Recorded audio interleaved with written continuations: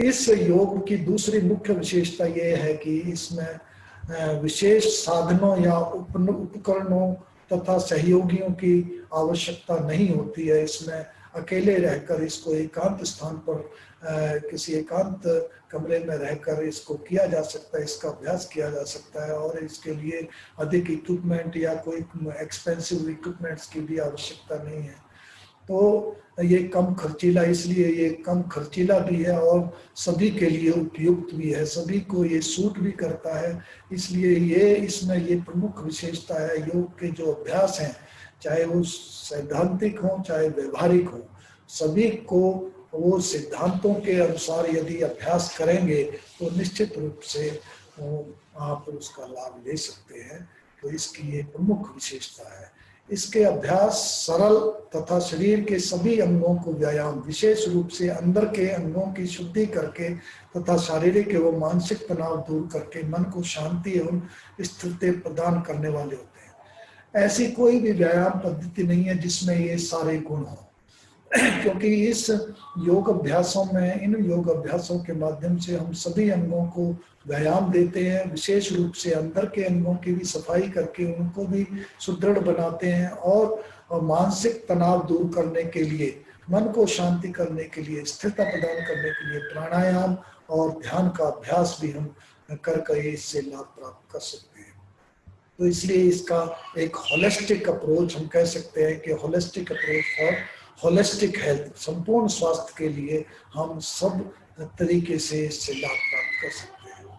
अगले इसमें विशेषता ये है कि ये किसी भी देश या मौसम के अनुकूल है। सर्दी हो, गर्मी हो, बारिश हो या बर्फ हो, किसी भी मौसम में इसको किया जा सकता है और ये उसके अनुकूल है। और किसी भी देश में इसको किया जा सकता है, ऐसा नहीं कि अफ्रीका में नहीं किया जा सकता। अमेरिका में आजकल तो 197 देशों ने इसका समर्थन किया जब हमने देखा कि योग दिवस को निश्चित करना है 21 जून जो मनाया जाता है, लगभग 5 साल से ये मनाया जा रहा है और यूएनओ में इसका 197 से अधिक देशों ने समर्थन किया।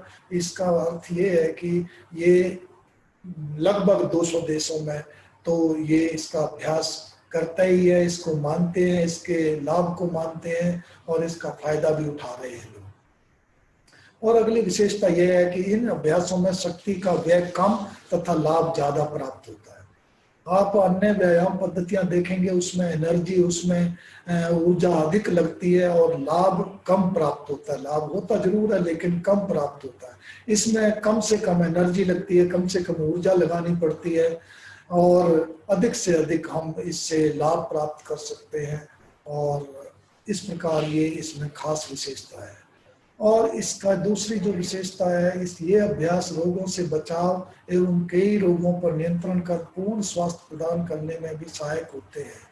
क्योंकि मैंने पहले बताया कि ये चिकित्सा के दृष्टि से भी महत्वपूर्ण है, लेकिन इसमें जब चिकित्सा की बात, योग में चिकित्सा की बात आती है तो ये बहुत सारी बातों पर डिपेंड करता है कि रोग वो किस स्तर पर है, 90 डिग्री लेवल पर है या फिर 80 है, 70 है या 20 या 50% है और किस प्रकार आप उसको योग अभ्यास करा रहे हैं, किस तरह से तरीका क्या है, कौन करा रहा है, प्रिकॉशंस बरत रहे हैं कि नहीं कर रहे और आपने पूरा पैथोलॉजिकल टेस्ट करवाए हैं कि नहीं करवाए।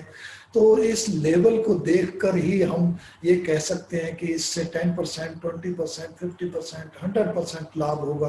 कभी कभी हमें 100% लाभ हो जाता है, कभी कभी कुछ भी नहीं होता है। ये पर्सन टू पर्सन डिपेंड करता है कि चिकित्सा का मैं हम ये नहीं कह सकते कि इसको हम गारंटेड ठीक कर देंगे, लेकिन कुछ लोग ऐसे हैं जिनमें निश्चित रूप से वो नियंत्रण कर सकते हैं, कंट्रोल कर सकते हैं और ये एक मुख्य विशेषता है इसमें योग की कि योग अनेक प्रकार के रोगों में भी मदद करता है। अगली इसमें विशेषता यह है कि यह अभ्यास पूर्ण स्वास्थ्य प्राप्त करके जीवन के प्रत्येक क्षेत्र में उन्नति हेतु शारीरिक एवं मानसिक क्षमता प्रदान करते हैं। जैसे कि मैंने पहले बताया कि ये एफिशिएंसी को डेवलप करता है। ये एक जो स्थिति अब है इंसान की, उसको अच्छा इंसान बनाने में मदद करता है। शारीरिक रूप से, मानसिक रूप से, आध्यात्मिक रूप से उसको विकसित करने में मदद करता है और एफिशिएंसी डेवलप होने में उसकी कार्य क्षमता बढ़ती है और वो अधिक देर तक कार्य कर सकता है और अधिक अर्न कर सकता है।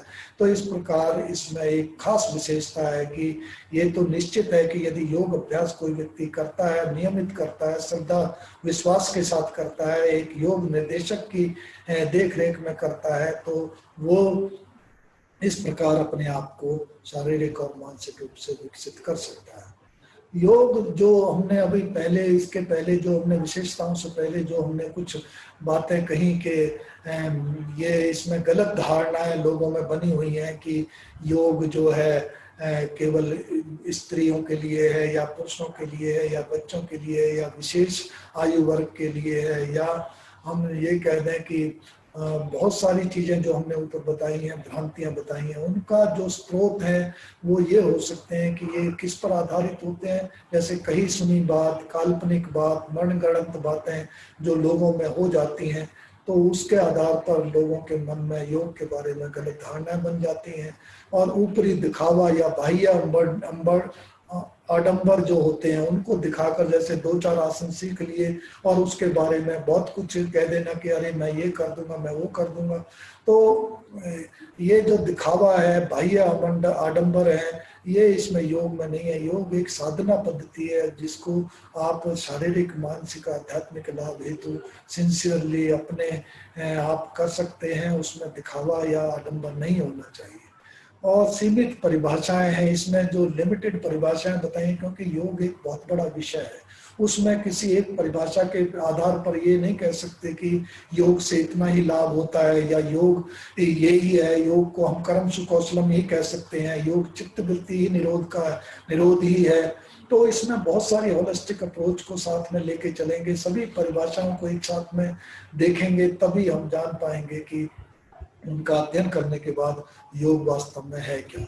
सीमित सांप्रदायिक दृष्टिकोण, जो सांप्रदायिक दृष्टिकोण है वो एक लिमिटेड दायरे में होता है, इसलिए भी ये जो गलत धारणा है लोगों के मन में विकसित होती है। योग के प्रति अधूरा दृष्टिकोण होता है, अधूरा ज्ञान होता है।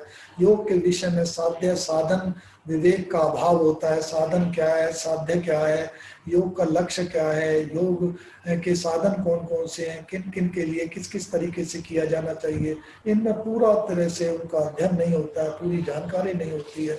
इस वजह से उनके बीच में ये गलत धारणाएं बन जाती है।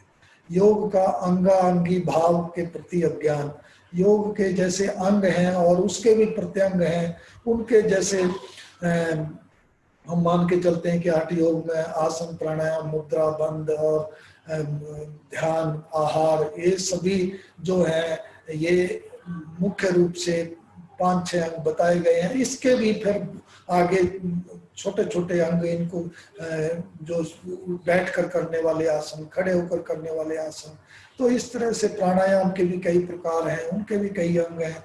तो ये सब पूर्ण ज्ञान जब तक नहीं होता तब तक हम ये नहीं कह सकते कि योग सही क्या है, गलत क्या है। तो गलत धारणा लोगों में बन जाती है। अब हम जानेंगे कि योग का वास्तविक अर्थ क्या है। योग शब्द का उपयोग साध्य तथा साधन, इन दोनों अर्थों में किया जाता है। अर्थात योग एक लक्ष्य को भी कह सकते हैं, योग एक साध्य या उद्देश्य जो भी आप जीवन में बनाते हैं, योग का उद्देश्य जो भी है, जैसे आप इसको प्राचीन समय में हम जानते थे कि मोक्ष, समाधि, कैवल्य, इन शब्दों के नाम से जानते थे। आजकल हम कह सकते हैं कि पूर्ण स्वास्थ्य प्राप्त करना एक साध्य हो सकता है। और साधन जो भी टेक्निक, जो भी तरीका हम इन साध्यों के लिए, इन साध्य के लिए, अपने अपने साध्य के लिए उपयोग करते हैं और उसको प्राप्त करने के लिए प्रयास करते हैं, और प्राप्त हो जाने पर जब उसका योग हो जाता है तो आपको वो जो साध्य की अवस्था है वो प्राप्त हो जाती है, तो यही योग कहलाता है। तो साध्य का, साधन का साध्य में मिलन, या साध्य को प्राप्त करने के लिए साधन जो भी हम उपयोग करते हैं वे सभी साधन योग की कैटेगरी में आते हैं। इनके अंतर्गत हम ये कह सकते हैं ज्ञान योग, कर्म योग, भक्ति योग, हठ योग, राजयोग, मंत्र योग, जप योग, कुंडलनी योग, जितने भी प्रकार हैं योग के, वो सब साधन होते हैं। और वो योग की अवस्था, योग का उद्देश्य को प्राप्त करने में मदद करते हैं। लोअर लेवल पर तो वो भिन्न हो सकते हैं, लेकिन जैसे जैसे वो उद्देश्य की ओर बढ़ते हैं, उद्देश्य सबका एक ही रहता है, मोक्ष, लक्ष्य या होलिस्टिक हेल्थ, ये हम जानते हैं। और इसके बाद वो धीरे धीरे वो जैसे जैसे एंड की ओर या उद्देश्य की ओर पहुंचते हैं तो वो आपस में एक जैसे दिखने लगते हैं। दूसरा जो योग को साध्य के रूप में जाना जाता है तो वो चित्त के पूर्ण शांत, शुद्ध एवं एकाग्रता की अवस्था होती है। मोक्ष, कैवल्य अथवा समाधि की अवस्था हो सकती है, पूर्ण स्वास्थ्य की अवस्था हो सकती है। योग के साधनों में, विधियों में, तकनीकों के रूप में जो जाना जाता है, जिसके लिए अनेक प्रकार के योग कहे गए, ये जितने भी उपाय बताए जाते हैं या करे जाते हैं या जिनका अभ्यास किया जाता है, ये प्रत्येक व्यक्ति की रुचि पर निर्भर करता है, उसकी सामर्थ्यता पर निर्भर करता है, उसके बुद्धि स्तर पर निर्भर करता है, उसके स्वभाव पर निर्भर करता है, उसकी प्रकृति पर निर्भर करता है, उसके व्यवसाय के अनुसार उसके होना चाहिए। तो ये जो भी रास्ता अपनाए, लेकिन लक्ष्य तो एक ही होता है, सुख की प्राप्ति, आनंद की प्राप्ति, सभी दुखों से छुटकारा, या होलिस्टिक हेल्थ इसको हम कह सकते हैं। अब हम परिभाषा की ओर बढ़ते हैं। योग की परिभाषा, योग जो है, शब्द जो है युज धातु से बना है, जिसके 3 अर्थ कहे गए हैं। पहला अर्थ है संयोग, जिसका अर्थ है जुड़ना, 2 या 2 से अधिक चीजों का जोड़ने को हम संयोग कहते हैं। दूसरा है संयमन, युज का जो अर्थ है संयमन भी होता है, जिसका अर्थ है नियंत्रण करना। आप चित्त पर नियंत्रण करते हैं, आप शरीर पर नियंत्रण करते हैं, तो इस प्रकार संयमन जो है नियंत्रण शब्द है। और तीसरा है समाधि। समाधि में भी 3 अर्थ कहे गए हैं। सम, आधा, इकट्ठा करना। सम जमा आ जमा धा, इसका अर्थ है इकट्ठा करना। समम जमा आ जमा धा, इसका अर्थ है सुव्यवस्थित करना। और तीसरा अर्थ है समाधि का सम्यक जमा आ जमा धा, अर्थात संतुलित करना। इस समाधि के अर्थ में जो 3 अर्थ बताए हैं, जो हमने योग का युज धातु से जो 2 अर्थ पहले बताए थे, संयोग और संयमन, इन समाधि में ये तीनों चीजें आ जाती हैं। अब हम बात करेंगे योग के एप्लीकेशन की। योग का अर्थ जान लिया, योग का हमने जान लिया कि योग क्या है, योग एक साधन भी है, योग एक साध्य भी है। अब हम योग की एप्लीकेशन को जानने का प्रयास करेंगे कि होलिस्टिक हेल्थ के लिए हम इसका उपयोग किस तरीके से कर सकते हैं। सबसे पहले हम ये जान लें कि योग का जो लक्ष्य है, योग का जो ध्येय है, वो जैसे कि हमने बताया कि हाईएस्ट लेवल ऑफ हेल्थ या होलिस्टिक हेल्थ। दूसरा है हाईएस्ट लेवल ऑफ कॉन्शियसनेस। तीसरा है हाईएस्ट लेवल ऑफ इक्विलिब्रियम। चौथा है हाईएस्ट लेवल ऑफ इंटीग्रेशन। तो इस प्रकार ये जितने भी शब्द हैं, ये कुछ साइकोलॉजी के हिसाब से, कुछ भगवत गीता के हिसाब से, लेकिन ये जो इंटीग्रेशन शब्द है, ये बहुत ही महत्वपूर्ण शब्द है। इंटीग्रेशन का मतलब है सब चीजों का इकट्ठा करना, सब तरह से इकट्ठा हो जाना। जैसे हमारा शरीर है, उदाहरण के लिए हमारा शरीर है, उसमें बहुत सारे सिस्टम्स कार्य करते हैं, वो अपने अपने स्थान पर रहकर भी अच्छा कार्य करते हैं और एक दूसरे से तालमेल के साथ वो फंक्शनिंग जो है बड़ी स्मूथ वे में करते हैं। तो हम उसको शारीरिक रूप से इंटीग्रेटेड स्थिति कहेंगे। इसी प्रकार मानसिक मन की जो स्थिति है, वो उसमें भी बहुत सारी बातें आती हैं, डिप्रेशन है, फ्रस्ट्रेशन है, चिंता है, बहुत सारी चीजें हैं। तो ये सारे भी रोगों को दूर करते हुए हम जब मन की संतुलन की स्थिति, इंटीग्रेशन जो मन के लेवल की स्थिति है, उसमें जब तालमेल आपस में बना रहता है, उसमें स्थिरता आती है, उसमें कूलनेस आती है और फिर शरीर के साथ वो तालमेल बनाती है, तो वो एक तो शरीर के लेवल पर इंटीग्रेशन, एक मन के लेवल पर इंटीग्रेशन और एक आत्मा के लेवल पर इंटीग्रेशन। और जब तीनों का आपस में इंटीग्रेशन होता है उसको हम हाईएस्ट लेवल ऑफ इंटीग्रेशन कह सकते हैं।